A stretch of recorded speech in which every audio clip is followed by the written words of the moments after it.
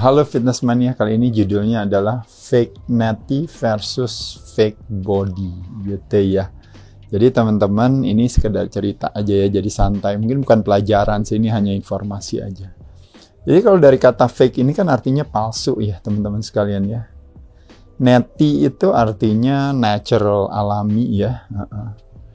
Nah jadi kalau palsu itu berarti sudah bukan ori lagi gitu ya. Jadi kalau Desi belanja, oh ini ori atau fake, KW gitu ya. Ini jadi KW juga sama teman-teman ya.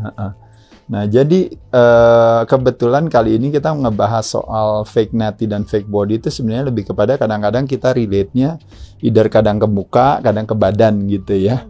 Selama muka dan badan itu kita rawat gitu, perawatannya dengan cara alami, natural, tentu itunya masih nilai keorisinilannya gitu masih hadir gitu ya teman-teman sekalian. Nah biasanya dilakukan dengan cara apa? Oh kalau mau punya badannya bagus berarti latihannya, mungkin weight trainingnya, kardionya, pengaturan pola makan, nutrisinya ya. Tentunya kan teman-teman punya berbagai strategi ya, apakah dietary restriction-nya, apakah time restriction-nya, maupun juga kalori restriction-nya. Nah selain itu juga istirahat yang cukup dan juga suplementasi. Nah suplementasi di sini kalau di Indonesia mungkin kita pakai indikatornya sudah Badan POM aja ya, artinya semua suplemen yang biasanya sudah disetujui melalui Badan Pengawasan Obat dan Makanan di Indonesia biasanya tidak masuk dalam kategori penyalahgunaan obat gitu atau suplemen yang terlarang biasanya ya, terlepas daripada ada juga yang nggak ada di Badan POM dan juga tidak menyalahgunakan obat gitu ya, atau bukan, masih tetap termasuk suplementasi, biasanya cuma masih mengurus perizinannya. Nah di sini biasanya pengurusan perizinan kan membutuhkan waktu, biaya dan sebagainya. Nah, tapi kalau seandainya teman-teman pakai steroids gitu ya, atau pakai sesuatu obat, atau performance enhancement drugs namanya, atau disingkatnya namanya PED. Nah, ini pada saat itulah teman-teman tahu bahwa PED itu udah pasti nggak akan hubungannya dengan diberikan BPOM gitu ya, karena kembali lagi terjadilah yang namanya penggunaan obat. Nah, obat digunakan buat siapa teman-teman? Digunakan buat orang sakit gitu ya. Jadi kalau orang sehat ingin mengoptimalkan kesehatannya dengan makan obat, makanya disebut penyalahgunaan obat. Nah, ketika menggunakan atau menyalahgunakan obat itulah makanya kenapa akhirnya si status natty ini akhirnya jadi sirna, jadi hilang gitu ya. Paham ya teman-teman ya. Nah, pada saat itulah makanya kenapa terjadilah yang namanya akhirnya kita masuk ke dalam body yang KW itu atau yang body yang fake itu. Nah, kenapa terminologi fake natty itu begitu terkenal gitu? Karena pada kenyataannya sekarang, nah yang saya sering katakan sama teman-teman sekalian ya, jadi membayangkan kepala kita adalah sebuah gelas. Ya, apa yang diisi di dalam gelas itu tergantung data dan informasi yang kita masukkan. Nah, kalau data dan informasi yang kita masukkan misalnya, kita lihat di dalam lingkungan kita dan di mana tempat kita belajar. Kayaknya nggak ada deh orang kaya kalau nggak korupsi. Katanya, ceritanya seperti itu. Lingkungan itu mengarahkan kita kepada itu. Dan kita lihat semua teman-teman kita kok semuanya yang kaya, tapi kok pada korup semua gitu ya. Nah pada saat itu makanya kita lompat ke dalam satu kesimpulan dengan keterbatasan data ini untuk bilang bahwa oh ternyata kalau mau kaya itu harus korupsi gitu. Nah sama halnya juga dengan apa tadi? There is no such thing as a natural bodybuilding. Nggak ada. Nggak ada orang yang badannya bisa bagus kalau nggak pakai steroids. Karena apa? Karena lingkungannya, teman-temannya hampir semuanya pada pakai semua.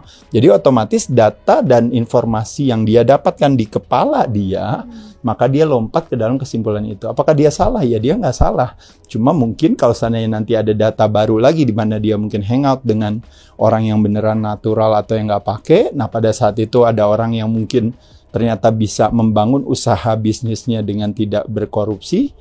Ternyata ada juga ya katanya gitu ya. Nah pada saat itulah dia akan mendapatkan data baru. Tapi selama ini, selama datanya nggak ada, wajar nggak kira-kira kalau komentarnya akhirnya nggak mungkin, nggak bakal bisa gitu ya, wajar saja.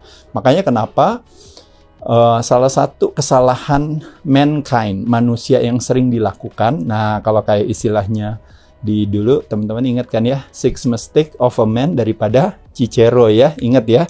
Cicero itu adalah siapa teman-teman? Adalah Roman statesman, jadi seorang negarawan dari Roma yang dulu pernah membuat salah satu tulisan judulnya 6 kesalahan yang dilakukan oleh kebanyakan daripada manusia sepanjang masa tuh rata-rata. Salah satunya itu adalah beranggapan bahwa sesuatu itu adalah impossible. Kenapa? Karena didasarkan pada pengalaman dirinya sendiri.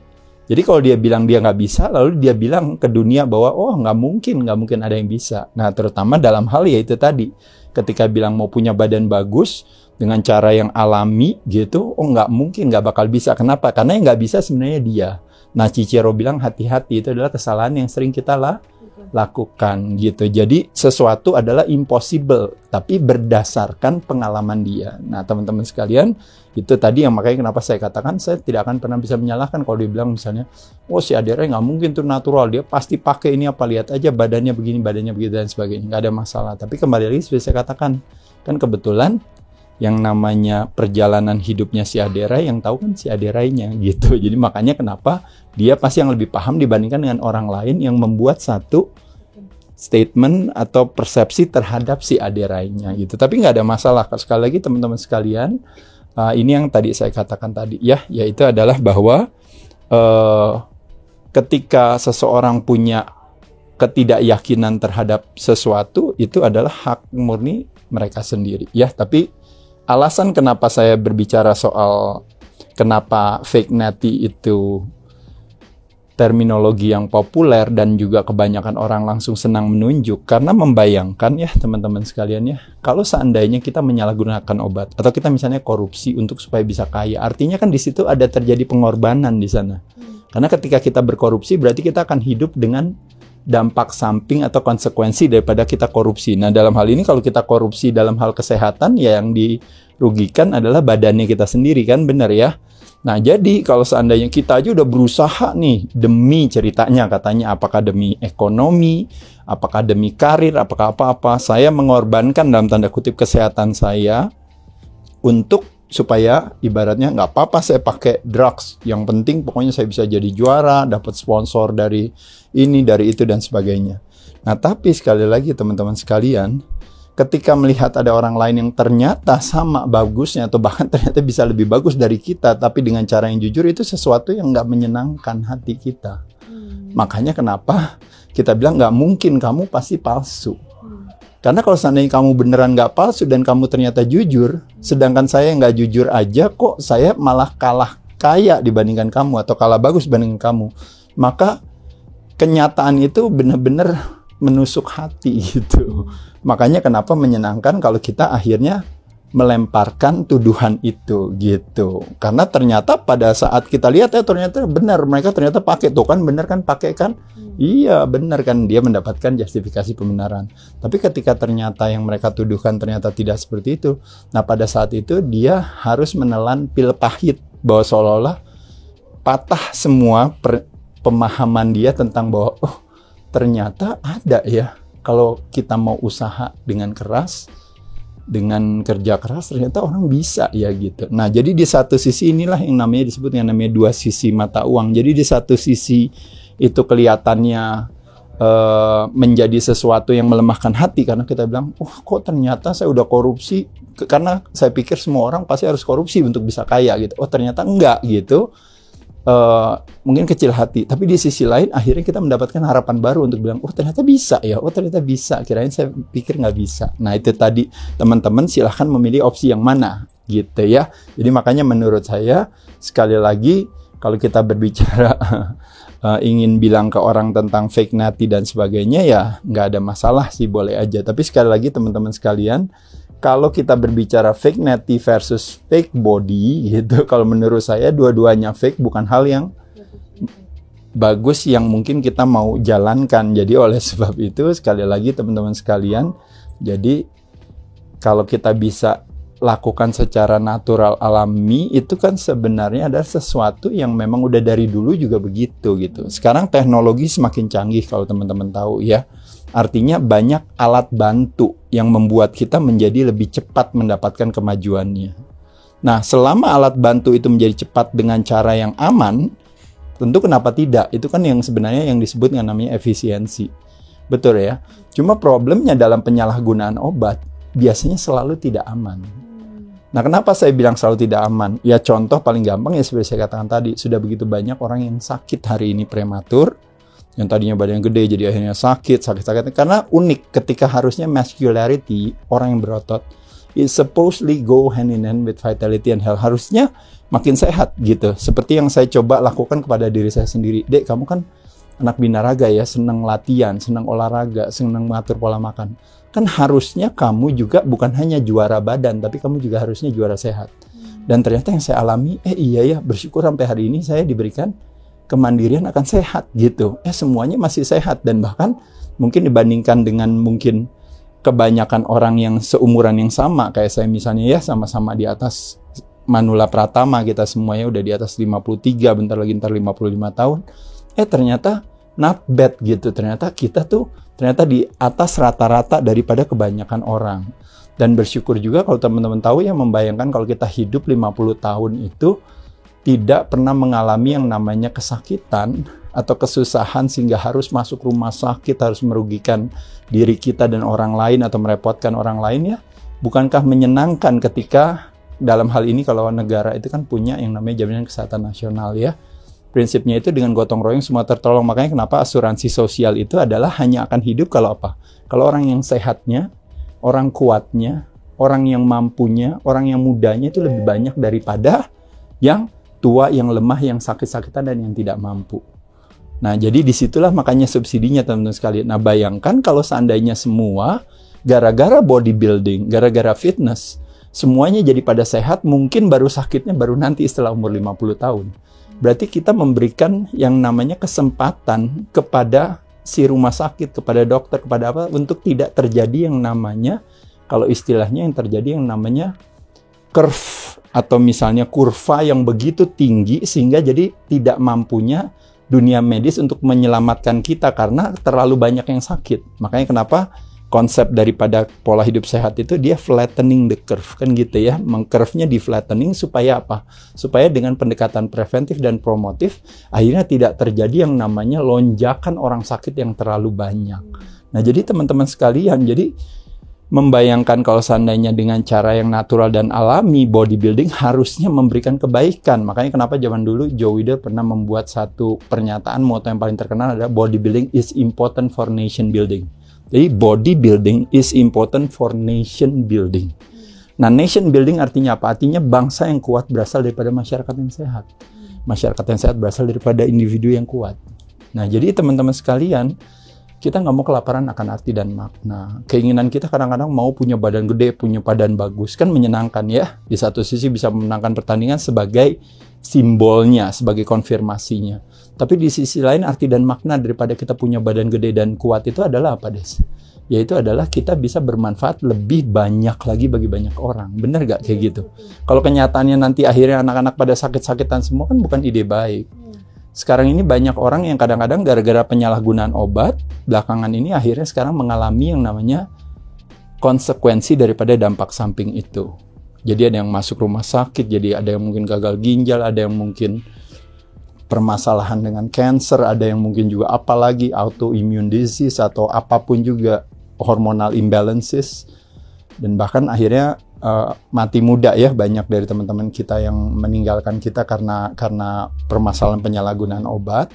Nah, teman-teman sekalian mesti lebih cerdas aja ya, karena ketika nanti kita sakit, orang yang si drug dealer yang nawarin kita obat yang bilang aman-aman itu, dia pasti nggak akan bisa bantu kita, teman-teman gitu. Orang yang baik dekat dengan kita ya mau bantu kita ya udah susah. Apalagi mereka mah udah hilang aja, udah nggak ada gitu.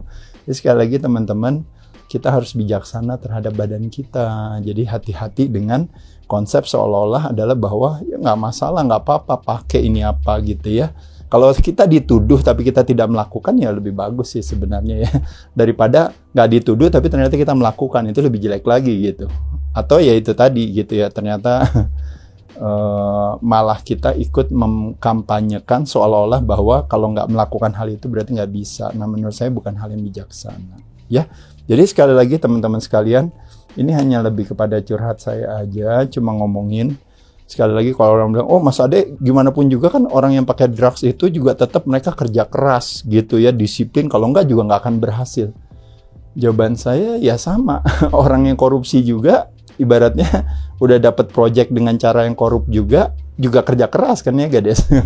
Tetap juga kerja keras. Jadi kerja kerasnya nggak salah, teman-teman. Latihan kerasnya nggak salah, ininya yang salah. Tapi balik lagi, kalau kita mau benar-benar mau tahu arti daripada kerja keras yang sesungguhnya, teman-teman sekali waktu belajar untuk bilang, coba saya tidak korup dengan tidak memakai barang tersebut.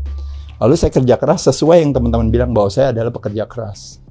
Nah, nanti teman-teman bisa lihat hasilnya seperti apa, nah nanti baru bilang kerja keras. Jadi nggak boleh ibaratnya bilang bahwa, oh saya udah kerja keras, udah ini nih, nggak ada masalah gitu ya. Kalau saya bilang ya, teman-teman sekali lagi ya nggak ada masalah juga gitu. Cuma masalahnya adalah satu hal yang menjadi tantangan bagi kita, yaitu adalah bodybuilding adalah sebuah metode. Substansinya kan adalah sehat. Ya, jadi kita tidak mau terperangkap di dalam sebuah metode, substansinya kita lupakan. Nah, jadi mau punya badan bagus, kenapa tidak? Mau punya badan kuat, kenapa tidak? Mau secara efektif, kenapa tidak? Gitu, dengan berbagai strategi. Tapi kalau teman-teman menyalahgunakan obat, makanya kenapa di sini ini lebih kepada kampanye saya yang terus-menerus, saya nggak akan pernah lelah, karena kembali lagi seperti saya katakan, ketika saya melakukan dengan perjalanan yang saya alami, mungkin saya mau berbagi aja sama teman-teman. Dalam arti bahwa, teman-teman menyenangkan deh. Kalau seandainya kita melakukan dengan cara baik dan benar, mungkin bisa jadi teman-teman nggak akan optimal dalam hal berkompetisi, bisa jadi. Itu pun juga teman-teman harus punya cita-cita yang tinggi untuk bilang bahwa, kalaupun saya nggak pakai drug, saya tetap bisa mengalahkan mereka, saya bisa punya kualitas penampilan yang lebih baik, dan yang pasti secara durasi atau retensi daripada sebuah prestasi atau kemajuannya kita tuh sebenarnya lebih panjang. Makanya kenapa natural bodybuilder sampai umur-umur segini, sampai sekarang saya puluhan tahun juga badannya tetap aja begitu-begitu aja, tanpa punya permasalahan dengan kesakitan. Tapi ketika teman-teman seperti belakangan ini banyak sekali yang menyalahgunakan obat, ya saya rasa mungkin nanti teman-teman harus sibuk dengan konsekuensi dampak sampingnya ya, bukan hal yang bijaksana. Jadi sekali lagi saya rasa mungkin itu teman-teman sekalian, stay natural, sehat itu sekali lagi memang bukan yang utama, tapi tanpa sehat yang utama tidak bisa kita raih. Sehat itu bukan tujuan, tapi sehat itu adalah sebuah syarat. Menjadi seorang successful bodybuilder, kita harusnya bukan hanya juara secara badan teman-teman, tapi kita juga harus menjadi juara secara kesehatan ya. Jadi not just a bodybuilding champion, but we are also a health champion ya. Cheers teman-teman.